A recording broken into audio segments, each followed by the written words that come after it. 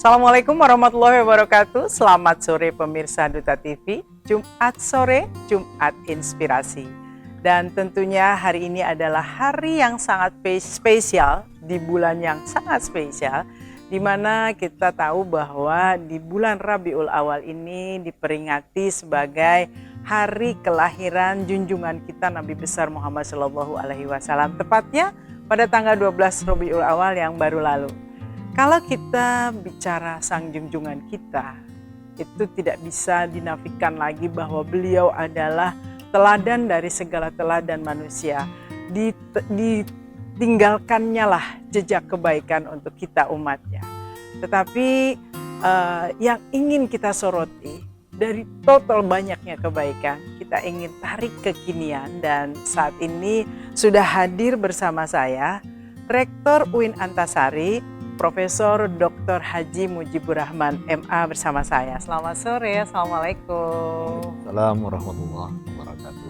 Kita kembali memperingati bulan ya, karena kalau di Kalimantan Selatan lebih terasa ya, 1 bulan ini girohnya kecintaannya kepada Rasulullah. Yeah. Prof sendiri kalau melihat di Kalimantan Selatan, walaupun mungkin di daerah lain iya, cuma kalau saya melihat dan membaca kayaknya Banua kita tuh agak berbeda dalam kecintaannya dalam merayakan Maulidil Rasul ini, Prof. Iya, betul sekali. Di masyarakat Banjar itu peringatan Maulid ya, itu ramai di mana-mana. Di samping pembacaan syair-syair Maulid, kemudian ada ceramah agama dari berbagai perkumpulan di masyarakat, sampai juga di instansi pemerintah ya. Memang di sini itu di samping bulan Maulid, paling tidak setelah pengaruh guru sekumpul ya, itu ada juga pembacaan sholawat dan syair-syair Maulid itu rutin di luar bulan Maulid. Tapi kalau di bulan Maulid ya tiap hari. Dan lebih terasa gaungnya di mana-mana ya. Betul sekali. Baik, Prof, kita sih ingin tarik soal teladan dari Rasulullah kita. Iya. Kalau kita tarik di kekinian saat ini, kita tahu bahwa ini sebentar lagi kita akan memasuki masa hajatan demokrasi di Indonesia. Iya, betul. Pemilu, berebut, kalau ada orang yang awam mengatakan berebut kekuasaan, berebut positioning, dan hawanya ini sudah dari 1 tahun yang lalu itu koalisi muncul dan sebagainya. Yang ingin diketahui dari Prof, sebetulnya konsep leadership, konsep pemimpin yang ditinggalkan oleh Rasulullah itu seperti apa sih, Prof? Saya kira kita harus melihat persoalan ini dari konteks sosial, kultural, dan politik ya pada masyarakat yang hidup di zaman Nabi itu. Di satu sisi, yang kedua adalah ajaran-ajaran Islam yang dibawa dan dicontohkan oleh Nabi di sisi lain. Jadi ada pada tataran historis, kesejarahan, faktual, yang di sisi lain adalah pada tataran normatif, apa yang seharusnya, apa yang ideal yang dicontohkan oleh Nabi.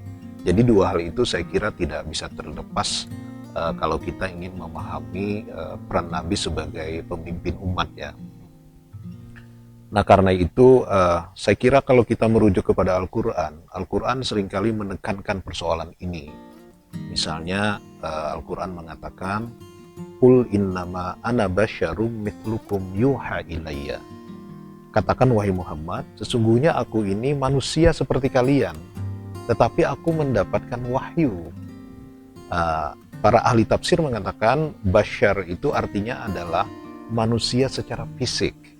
Ya, secara rohani memang Nabi memiliki keistimewaan dibanding dengan manusia lainnya, karena dia memiliki kesadaran moral dan spiritual yang sangat tinggi.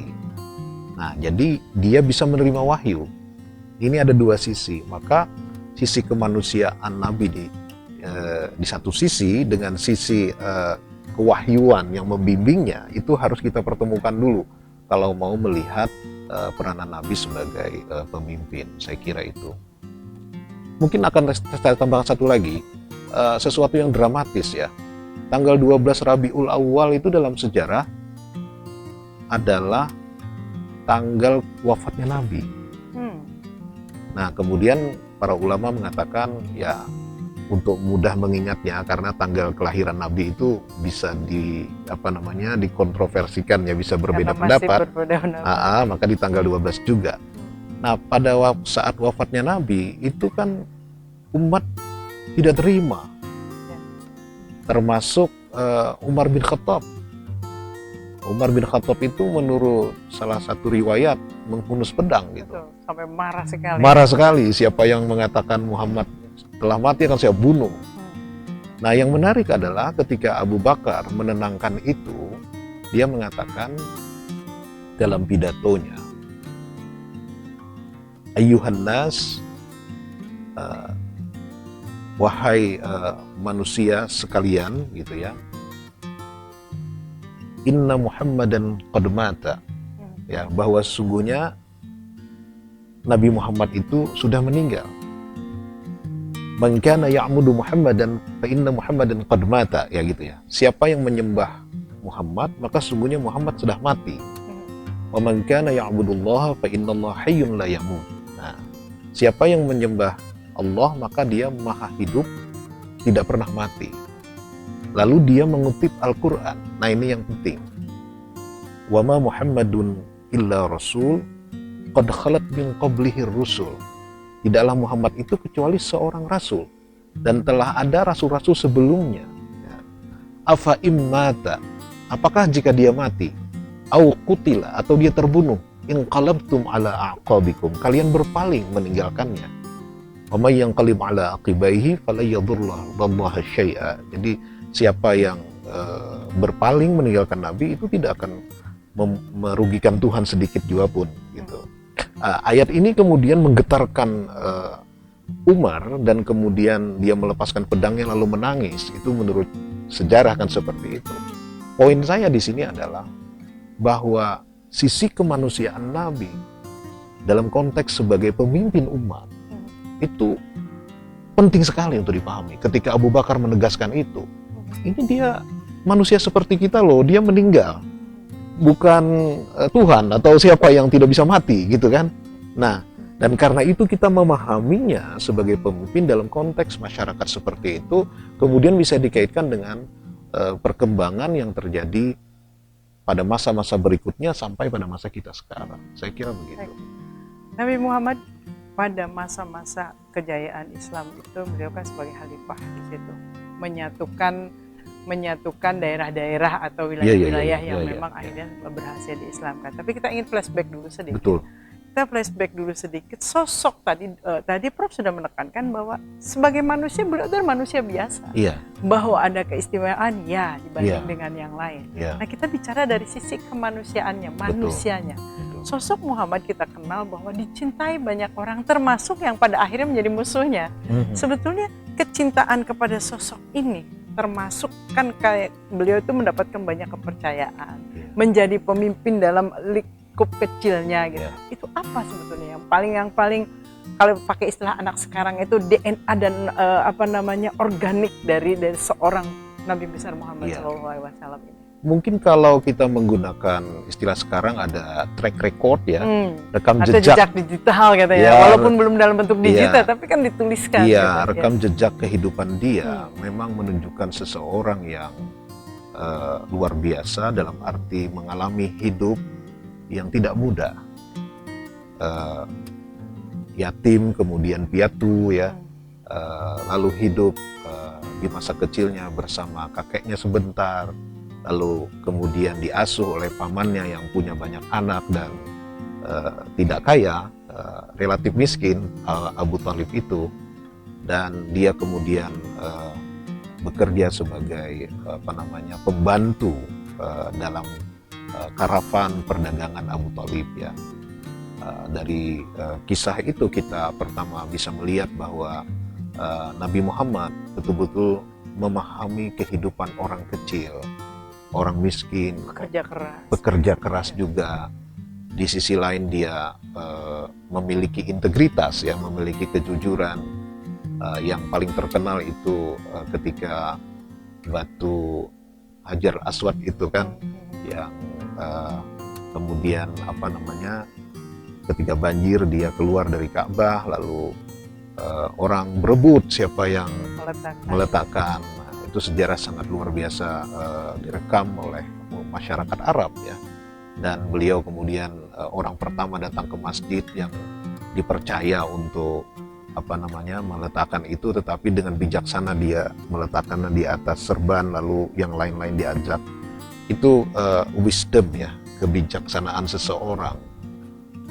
Ini saya kira satu rekam jejak yang diakui oleh semua orang memang pada saat itu.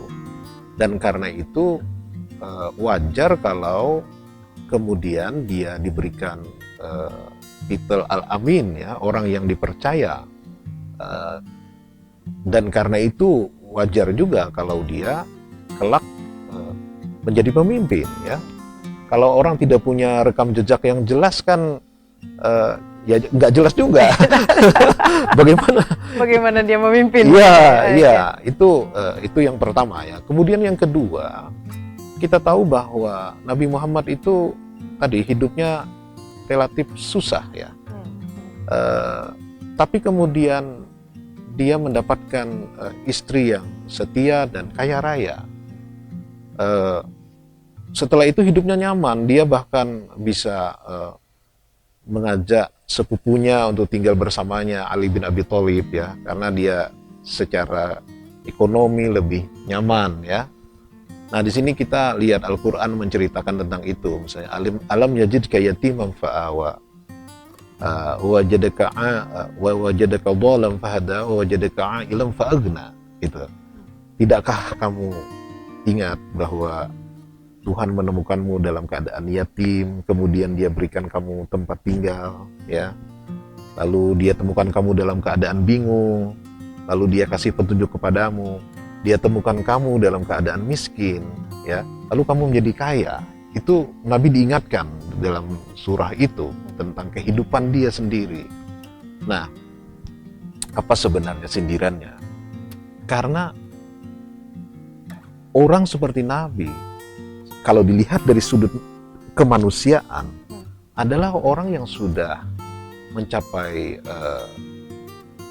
puncak kesejahteraan lah kira-kira di zaman itu.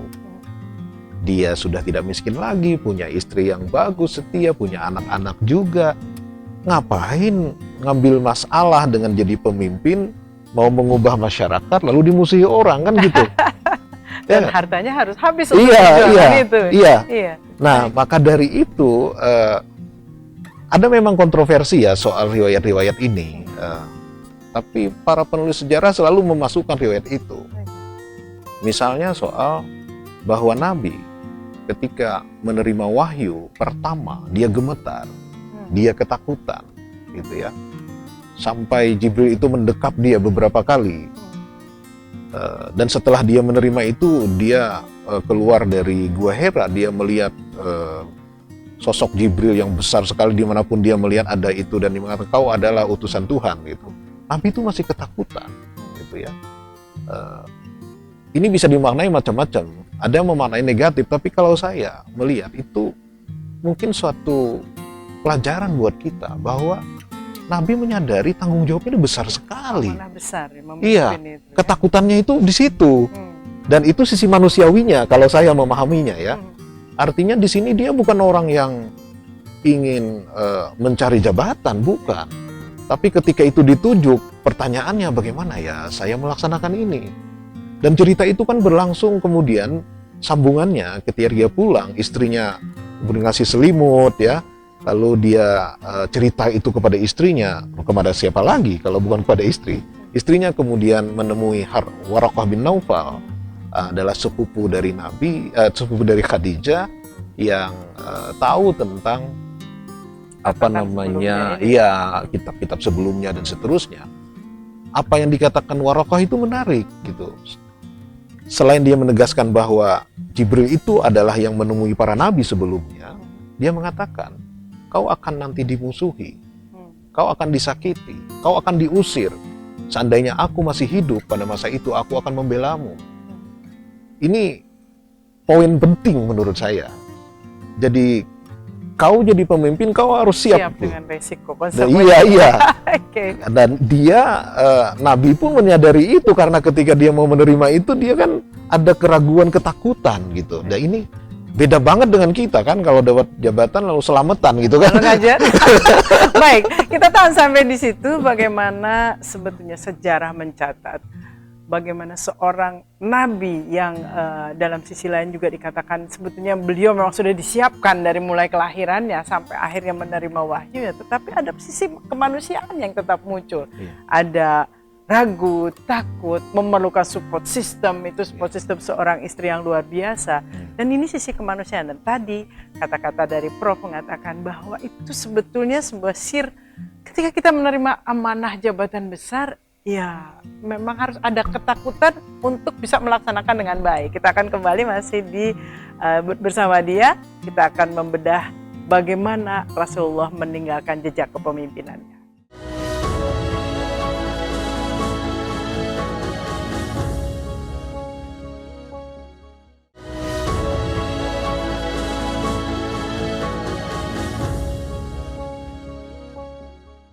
Pemirsa, kita masih membedah bagaimana jejak yang ditinggalkan oleh sang teladan Rasulullah Shallallahu Alaihi Wasallam terkait bagaimana beliau memimpin.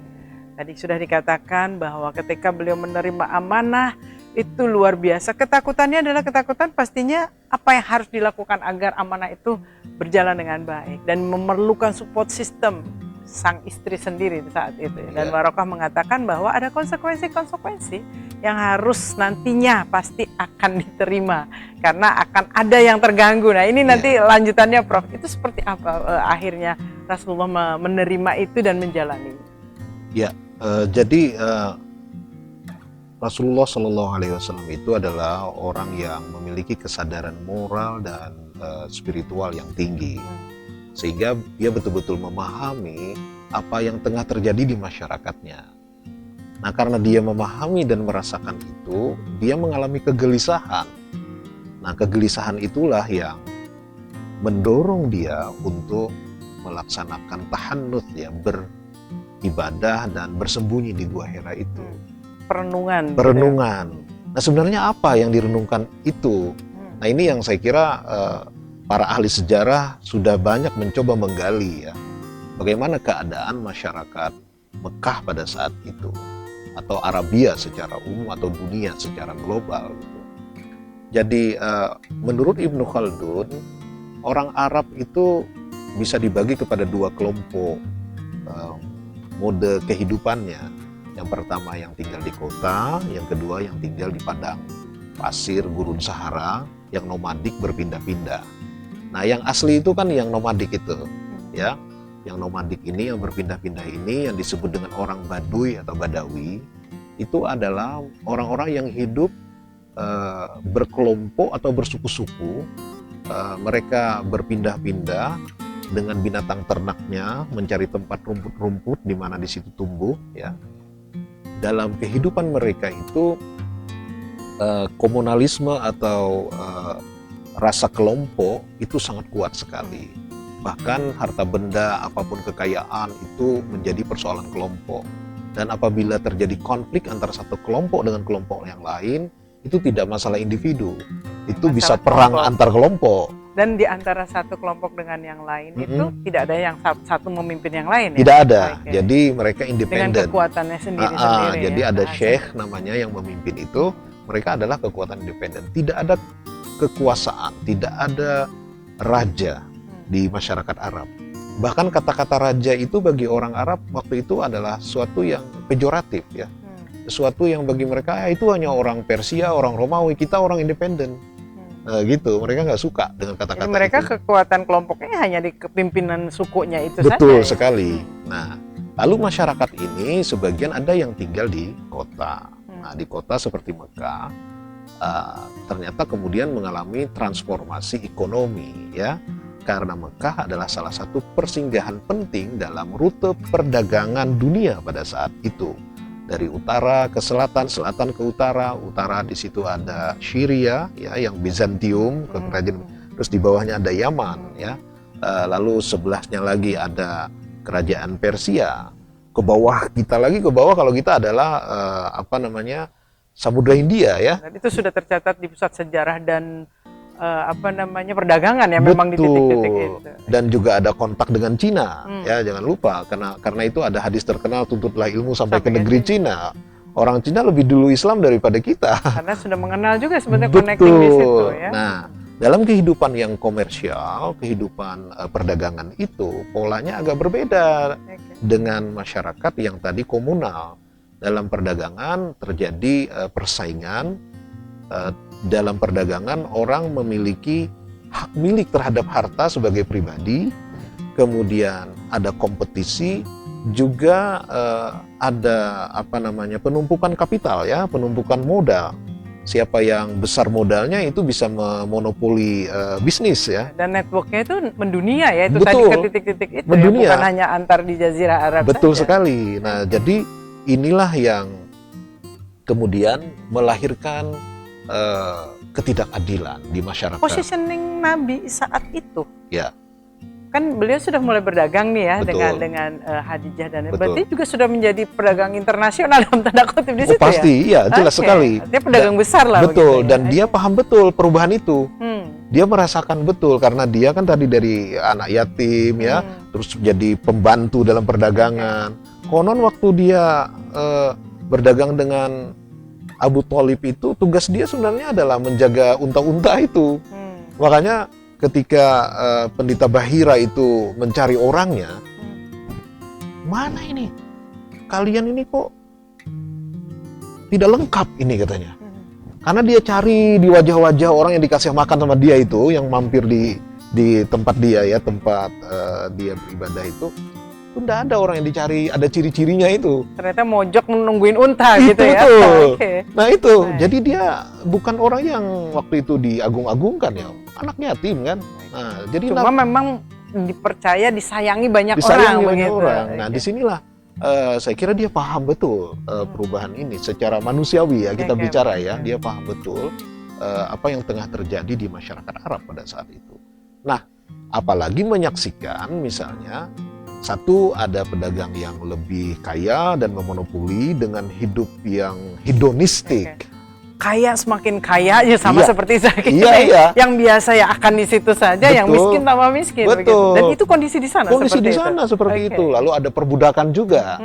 Nah, di sini kita lihat misalnya Al-Quran menceritakan itu dengan gamblang sekali. Tapi pada saat itu apakah ada pemimpin? Tadi kan kalau yang masyarakat Baduy kan tidak ada, hanya persuku. Ya. Kalau di Arab, di Mekah yang saat itu sudah metropolis, itu apakah ada raja atau ada pemimpin? Tidak ada, yang ada pemimpin-pemimpin suku, sama lalu juga pemimpin-pemimpin suku pemimpin ini, bisnis berarti ya ada. Mereka berkumpul dalam satu kelompok yang namanya Al-Mala ya. Al-Mala ini semacam ya kumpulan para pemimpin senat lah kayak bahasa sekarang itu. Artinya hampir sama sebetulnya dengan Baduy ya, Betul. cuma ini lebih elit di elit perdagangan. Elit ini yang memimpin ya. Nah, jadi kalau kita lihat pesan-pesan Al-Quran di periode Mekah itu sangat mewakili keadaan ini. Misalnya gini, Al-Quran mengingatkan tentang orang yang mengakumulasi modal, ya. Alhaakumut takatsur hatta zurtumul maqabir. Telah membuat kau lupa berbanyak-banyak dengan harta sampai kau nanti masuk ke dalam kubur misalnya, ya. Itu wailul likulli humazatil lumazah alladzi jama'a malan wa 'addada.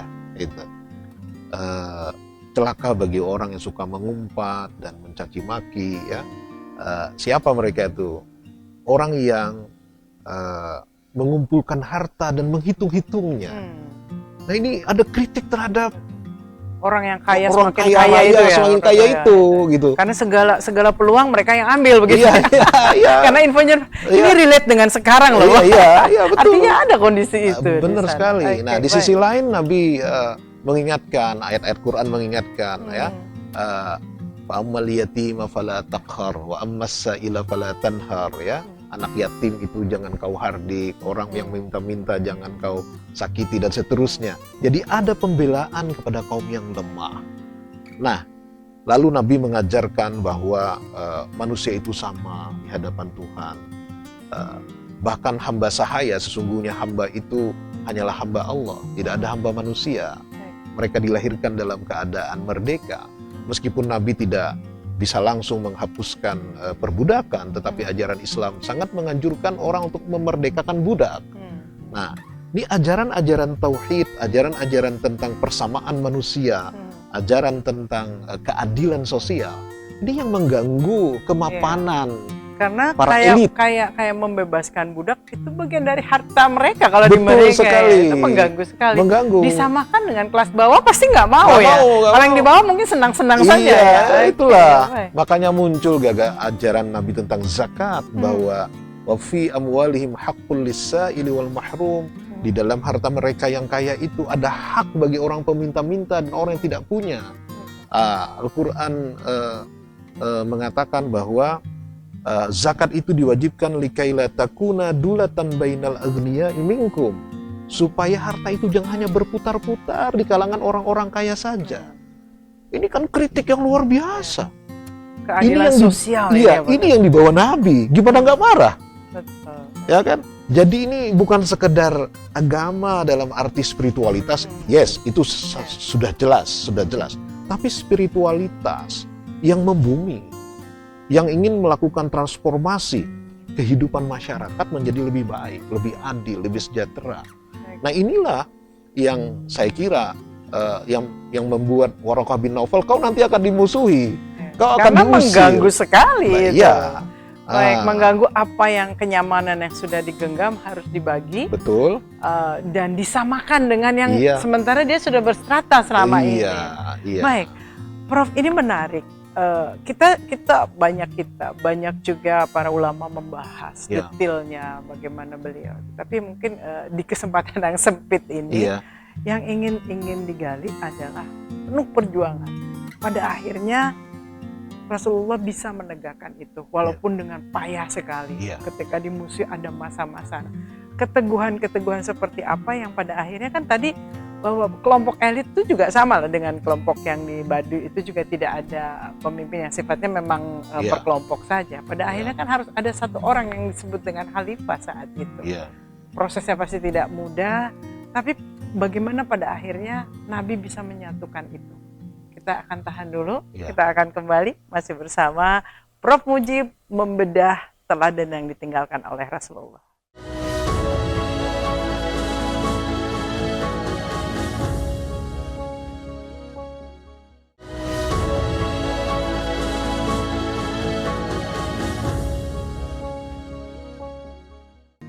Pemirsa, kejadian dan peristiwa-peristiwa di zaman Rasulullah itu memang ditinggalkan untuk kita pelajari. Dan itu kalau tadi Prof sudah menjelaskan, sebetulnya banyak yang relate sekali dengan kondisi sekarang.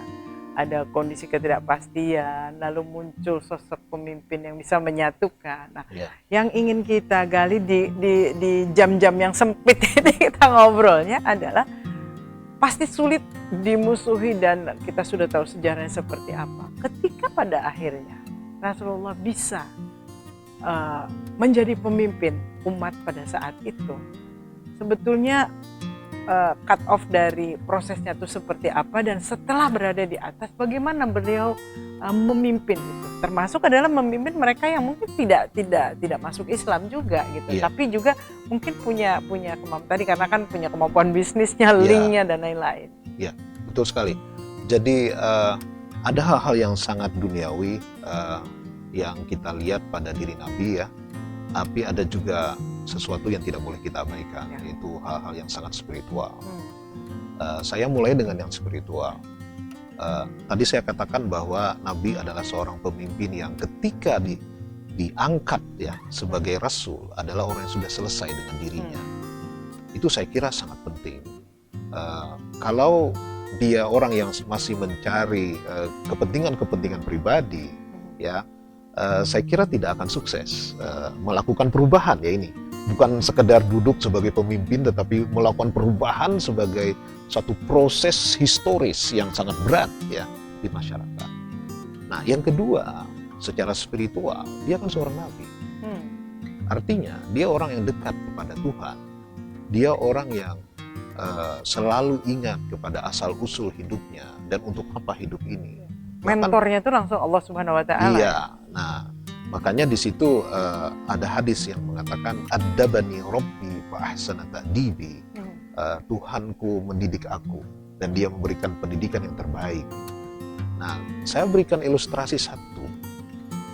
Ketika kehidupan Nabi begitu sangat menyedihkan secara manusiawi, ketika pamannya meninggal, ketika Khadijah juga meninggal, luar biasa ya, bulan duka cita seperti itu, dia kemudian mengalami Isra dan Mi'raj.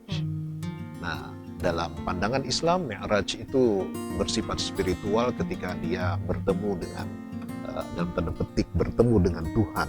Ya. Tapi dalam pandangan yang lain, Al-Quran juga menyebutkan Nabi kan sesungguhnya sudah sampai ke surga. Karena Sidratul Muntaha itu bersebelahan dengan surga. Walaqad ra'ahu nazlatan ukhra inda Sidratil Muntaha indaha jannatul ma'wa. Jadi di sisi Sidratul Muntaha itu ada surga. Pertanyaan kita adalah, dan para pemikir itu bertanya begini, andaikan kita yang sudah masuk surga, apakah kita mau kembali ke dunia? Kita pasti tidak mau. Kita tidak akan mau. Iya. Tapi Nabi, ego kita masih di situ aja gitu ya. Tapi Nabi kan kembali. Nah, kembalinya Nabi bukan sekedar kembali. Dia kembali dengan kekuatan spiritualitasnya, kekuatan moral dan jiwanya untuk melakukan transformasi sosial, untuk melakukan perubahan di masyarakat menuju masyarakat yang lebih baik. Di sini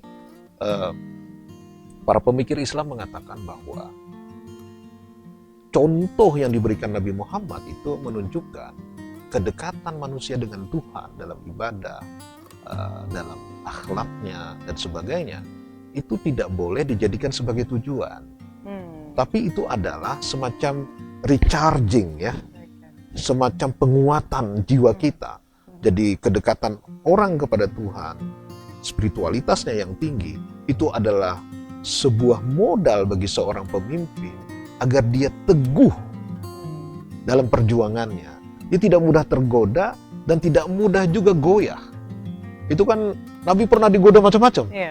Dia mengatakan, "Law wada'u syamsa an yamini wal qamar an yasari ala an atruka hadzal amra la atruku au ahluka dunahu." Itu bahasa Arabnya. Dia bilang, seandainya kalian tuh bisa kasih matahari sebelah kanan saya, bulan di sebelah kiri saya, gitu ya, saya tidak akan tinggalkan tugas saya ini. Atau saya mati sekalian. Itu. Jadi keteguhan itu adalah kekuatan spiritualitas yang saya kira sangat penting bagi kita sebagai petunjuk ya. Pemimpin-pemimpin yang teguh itu mesti memiliki kedekatan dengan Tuhan. Keteguhan moralnya itu tidak sembarangan. Sehingga ketika menghadap banyak cobaan, tahan, kuat. Nah, itu satu. Kemudian yang kedua kita bicara yang manusiawi ya. Dimensi-dimensi manusiawi yang juga sangat penting. Saya merujuk kepada sosiolog Islam ya, karena ini masa klasik, jadi kita tidak bicara demokrasi kontemporer. Ibnu Khaldun itu mengatakan bahwa seorang pemimpin di masa itu akan berhasil apabila satu, dia memahami siapa yang dipimpinnya. Nabi pasti sangat memahami. Kedua, dia memiliki cita-cita yang jelas. Apa sih yang mau saya wujudkan? Jadi visi misinya harus jelas. Iya, harus jelas. Yang ketiga, dia memiliki seni kemampuan memimpin. Nah, jadi the art of leadership itu dia miliki.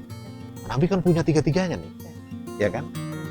Nah, maka Ibnu Khaldun menggambarkan keberhasilan Nabi itu dalam 3 pilar. Yang pertama disebut dengan akidah. Akidah itu keyakinan, tetapi dalam bahasa modern bisa disebut dengan ideologi. Ya tadi cita-cita. Masyarakat nih saya mau bawa kemana? Cita-citanya jelas. Masyarakat yang bersatu dalam perbedaan untuk mencapai keadilan kesejahteraan. Bersatu dalam perbedaan? Iya, bersatu dalam perbedaan. Bawah, ya? Iya, karena bagaimanapun perbedaan-perbedaan itu diakui oleh Al-Quran. Ya ayuhan nas inna khalaqnakum min dzakari wa untha wa ja'alnakum syu'uban wa qabaila lita'arafu. Itu jelas itu. Dan itu tidak hanya perbedaan agama saja, perbedaan strata, perbedaan macam-macam. Iya, iya. Nah, di sisi lain Al-Quran menegaskan pentingnya keadilan. Ya, keadilan itu bahkan kalau mengenai dirimu sendiri, walau ala anfusikum, merugikan kepentinganmu sendiri, kau tetap harus menegakkan keadilan. Wala yajrimannakum syana'anu qaumin ala alla ta'dilu i'dilu wa aqrabu littaqwa. Jangan kebencianmu pada satu kaum membuat kamu tidak berlaku adil pada mereka. Ini mengelola perbedaan, prinsip yang paling penting adalah keadilan. Dan ini dicontohkan oleh Nabi. Jadi bagaimana beliau nanti setelah berhijrah ke Madinah, ya, membuat perjanjian yang disebut dengan Shahifah Madinah, piagam Madinah, yang itu memperlakukan yang berbeda-beda. Entah suku Aus, suku Khazraj, suku orang-orang Yahudi, ya, itu bikin perjanjian kan, bahwa kita akan bersatu menghadapi musuh dari luar, bahwa kita saling menghargai satu sama lain, dan seterusnya dan seterusnya. Nah, ini bisa diwujudkan oleh Nabi karena memang dia punya cita-cita yang jelas. Mau dibawa kemana ini? Nah, kalau yang nggak jelas kan kacau. Menghadapi memang hal yang memang sudah ada, itu tadi banyaknya perbedaan. Perbedaan itu banyak hal gitu ya. Iya. Nah, kalau kita melihat, kita tarik relate-nya ke yang sekarang. Iya. Bahwa Nabi itu sudah mencontohkan banyak hal. Tadi sisi spiritual dan sisi manusiawinya, ada keteguhan, ada hal lain. Kalau kita bicara hal yang harus dipunyai oleh seorang pemimpin, tadi sebetulnya sudah ini. Tapi kalau lebih dibutiri dan digarisbawahi, yang ditinggalkan jejaknya oleh Rasulullah itu apa? Saya akan teruskan yang tadi ya. Jadi Ibnu Khaldun setelah bicara aqidah, yang kedua adalah asabiyah. Asabiyah ini dalam pengertian jahiliyah itu negatif, yaitu fanatisme kesukuan. Ya. Dan itu terjadi, kata Ibnu Khaldun, setelah Nabi meninggal, para khalifah yang 4 runtuh digantikan oleh dinasti-dinasti. Itu menurut Ibnu Khaldun. Tetapi secara konseptual, Nabi juga membuat solidaritas dalam arti asabiyah ini, tapi solidaritas berbasis agama yang universal, yaitu kesatuan manusia dan keadilan.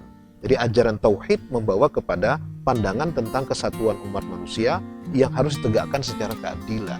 Nah, ini melahirkan satu rasa persatuan bagi orang-orang Arab yang selama ini bertengkar. Itu ya. Dan persatuan ini terlahir itu setelah Nabi di Madinah. Nah, jadi ada cita-cita, tapi cita-cita ini akan bisa diwujudkan kalau kita bersatu. Kita bersatu karena cita-cita yang sama. Ya, undang-undang dasar kita kan itu cita-cita, memajukan kesejahteraan umum, mencerdaskan kehidupan bangsa, dan seterusnya.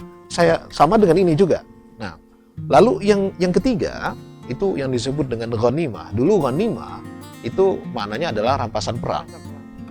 Tapi di sini adalah kesejahteraan ekonomi, distribusi kekayaan. Nah, bagaimana Nabi kemudian nanti mengatur distribusi kekayaan itu ketika di Madinah ya. Tapi sudah di Mekah dia sudah menetapkan pentingnya zakat sebagai pembersihan diri karena belum ada kekuasaan. Di Madinah itu dia tidak hanya menganjurkan zakat, mewajibkan zakat, tetapi juga melarang dengan keras rente. Karena itu kuat sekali ya. Kuat. Nah, rente itu dihantam karena itu adha'afa mudha'afa, berlipat ganda, yang kemudian membuat yang miskin tetap miskin dan tertindas gitu kan. Sampai miskin sekali, yang kayanya sampai moncer sekali. Iya. Nah, di sisi lain ini yang Ibu tanyakan ya, Nabi kan mencontohkan bahwa dia sebagai pemimpin sudah menjadi pemimpin yang selesai dengan dirinya. Dia tidak menunjukkan bahwa dia sebagai pemimpin lalu dia memperkaya, hidupnya glamor ya, dengan harta yang banyak dan sebagainya. Tidak kan? Dia justru menunjukkan bahwa dia seorang yang asketis. Asketis itu dalam tanda petik ya, miskin sukarela gitu. Ya. Nah, ini kan kalau ada yang punya dirinya kalau bisa dibagi Iya, begitu ya. kalau dia mau kaya bisa, Bisa. tapi dia sukarela ingin hidup sederhana. Nah ini yang sangat besar pengaruhnya kepada umat. Wah ini pemimpin kita kalau dia mau kaya kan bisa, tapi kalau dia begitu. Nah inilah yang saya kira teladan yang luar biasa yang diberikan Nabi kepada umatnya ya, sebagai pemimpin. Nah selain itu juga dia tidak menunjukkan, dalam bahasa sekarang, nepotisme ya. Padahal kalau mau bisa. Lah iyalah, masyarakat Arab kan pada saat itu masih sangat kesukuan, tapi dia malah kawin dengan kelompok sana, kelompok sini, ingin mempersatukan mereka. Dan dia tidak menyuruh bahwa setelah nanti saya mati ya diganti si Anu gitu kan. Tidak ada pesan di situ. Iya, walaupun orang Syiah mengatakan ada pesan untuk Ali ya, tetapi dalam kelompok Syiah sendiri ada perbedaan pendapat bahwa yang diamanahkan ke Ali itu apa kekuasaan politik atau adalah otoritas keagamaan. Nah, ada kelompok Syiah yang mengatakan itu hanya otoritas keagamaan. Yang politik ya bisa dapat bisa enggak, gitu ya. Nah, sehingga kalau di Sunni sudah jelas tidak ada wasiat, tidak ada pesan itu. Maka Robert Bellah itu yang sering dikutip oleh almarhum Nur Khalis Majid ya, seorang sosiolog Amerika Serikat, dia mengatakan it was too modern to succeed. Jadi negara dalam tanda petik yang didirikan Nabi itu terlalu modern untuk bisa sukses bertahan. Kan nanti itu runtuh digantikan oleh sistem dinasti yang sangat nepotis, ya. Dan itu sudah menunggu gitu ya. Sudah menunggu saatnya, ya kan. Okay. Nah, tetapi bagaimanapun itulah sebuah contoh. Makanya siapapun penulis sejarah hidup Nabi itu dia mengatakan bahwa inilah tokoh spiritual yang sukses di dunia di dunia politik ya. Jadi kenapa Michael Hart mengatakan dia adalah tokoh terbaik 100 dunia dari 100 tokoh itu, karena dia bukan hanya pemimpin agama tapi juga pemimpin politik. Jadi kekuasaan ini bisa diarahkan untuk mencapai cita-cita keagamaan yang digariskannya.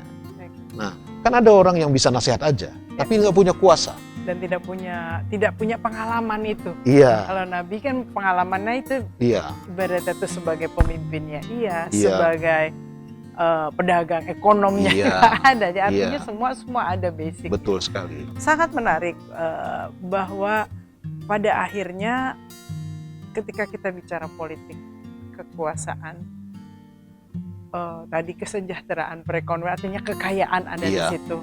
Sementara Nabi sendiri memilih jalan bahwa tadi miskin sukarela itu. Tapi kan tidak melarang sahabatnya untuk makmur, tapi untuk mendistribusikan dengan baik. Betul. Kita akan bahas ini karena keseimbangan politik kekuasaan itu dengan perekonomian. Negara kan kalau miskin itu juga dikooptasi oleh negara yang kaya. Nah ini apa yang harus dilakukan dan contoh apa sebetulnya yang dilakukan oleh Nabi untuk kondisi ini. Kita akan kembali masih dengan Prof. Muji.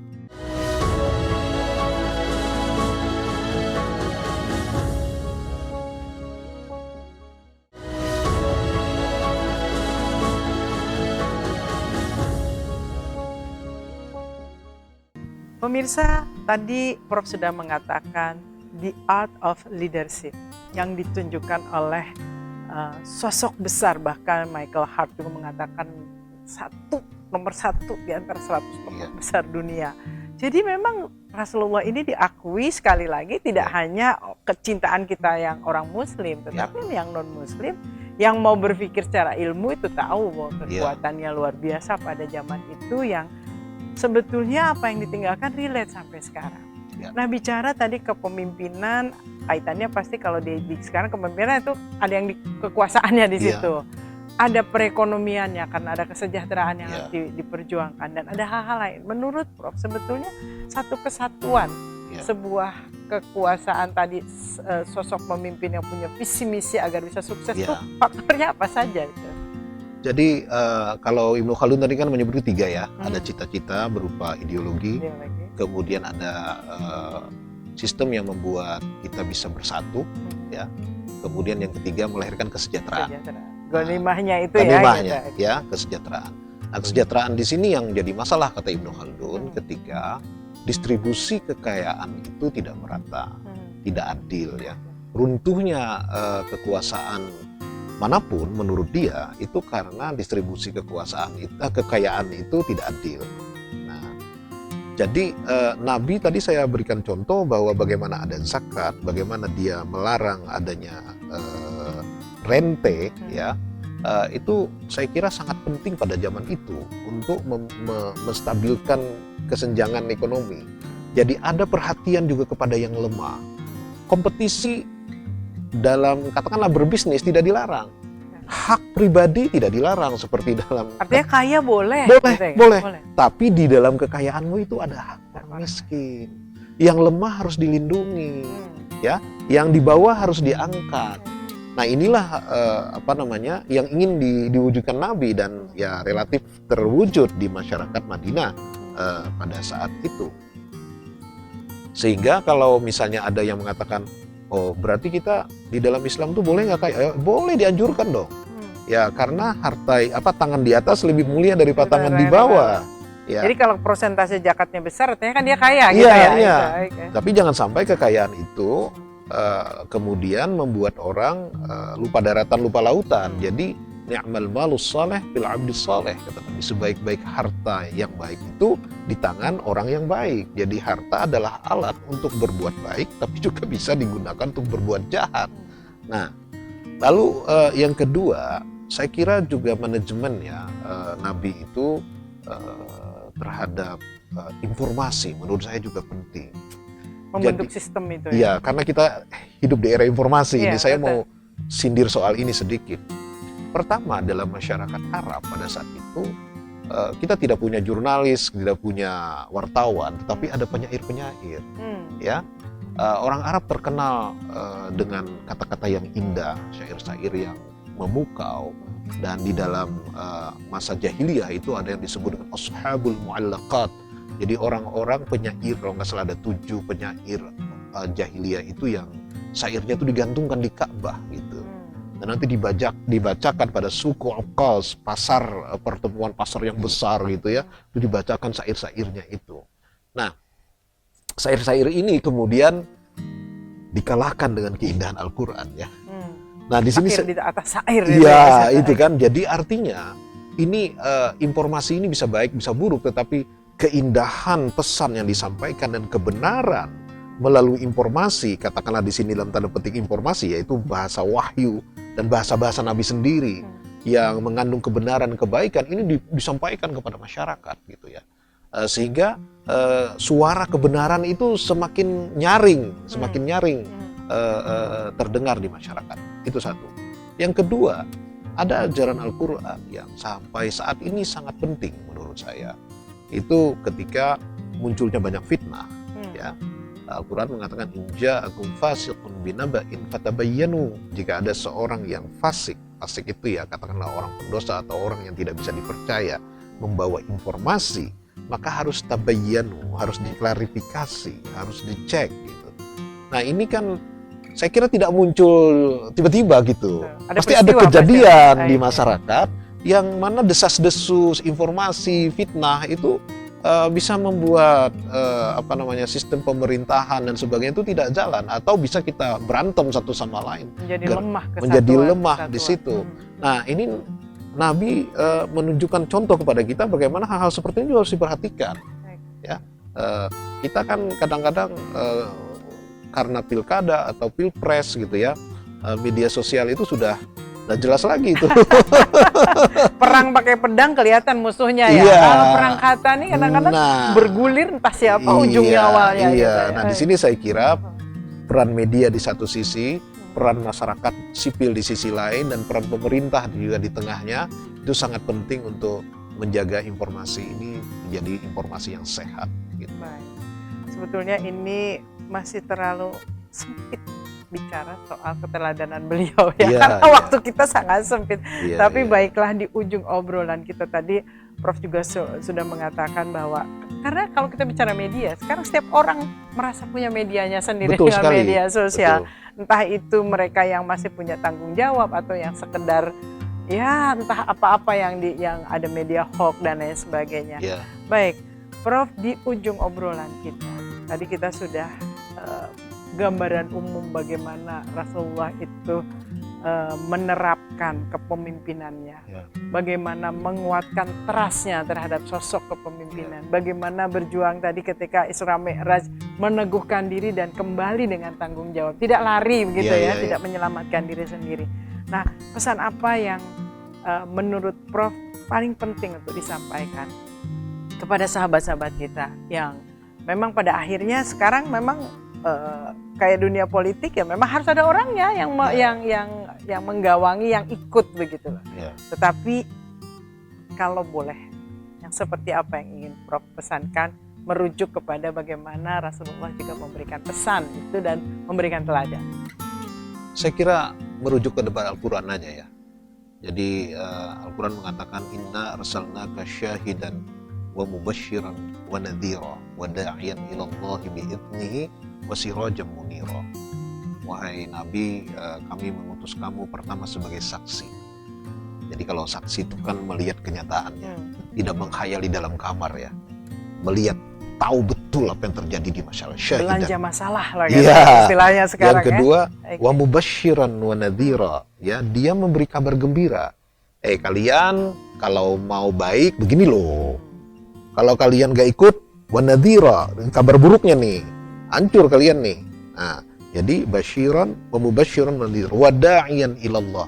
Selain itu dia mengajak kembali kepada Allah ya. Wa da'iyan ilallahi bi'idnihi, tapi dengan izin Tuhan tentu saja, itu adalah perintah dari Tuhan.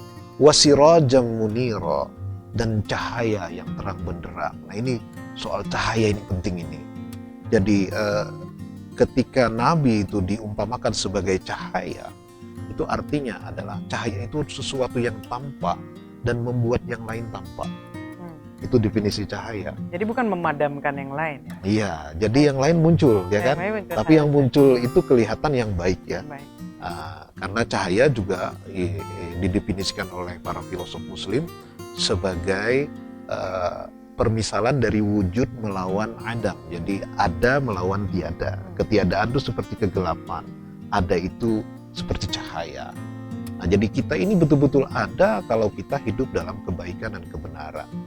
Nah, itu kemudian lalu bisa ditarik Nabi sebagai rahmat bagi semesta alam ya, bahwa Nabi itu adalah uswatun hasanah ya, contoh dan teladan yang terbaik bagi kita, dan adalah sosok yang sangat pantas sekali untuk dicintai. Jadi kenapa Nabi mengatakan la yu'minu ahadukum hatta akuna habba ilaihi min waladihi wa walidi wan nasi ajma'in. Tidak sempurna iman seseorang itu kecuali aku ini lebih dicintai olehnya ya, dari anaknya, dari orang tuanya, bahkan dari seluruh umat manusia.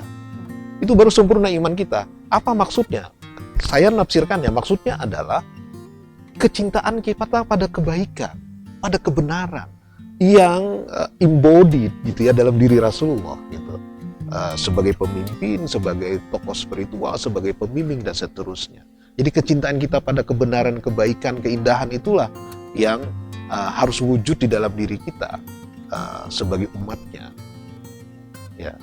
Baik, itulah yang ditinggalkan, teladannya. Ya. Mudah-mudahan para calon pemimpin kita bisa meneladannya. Amin. Kita tahu bahwa persaingan ketat ini, Prof. Ya. Persaingan ketat, dan kita tetap berharap betul bahwa Indonesia ini kan beragam. Tapi Rasulullah juga mencontohkan bagaimana merangkul yang beragam. Begitu Betul. ya. Mudah-mudahan pesta demokrasi kita menjadi betul-betul pesta yang menggembirakan. Muncul pemimpin yang punya visi misi, menyejahterakan masyarakatnya, punya sistem yang bisa membawa negara ini menjadi negara yang bisa tegak dalam jadi kepala kita tegak, nggak munduk gitu. Terus. Baik Prof, terima kasih sudah sharing. Kita sama-sama, diingatkan untuk mencintai teladannya dan sosoknya. Diingatkan juga bahwa ada loh pegangan untuk kita berjalan saat ini, yaitu apa yang sudah ditinggalkan oleh Rasulullah. Terima kasih, selamat sore. Assalamualaikum warahmatullahi wabarakatuh. Waalaikumsalam warahmatullahi wabarakatuh. Pemirsa, mencintai Rasulullah adalah mencintai yang Maha Penciptanya. Karena itu menjadikannya sebagai teladan, menjadikannya sebagai rujukan adalah yang terbaik. Saya Diana Rosianti, sampai jumpa.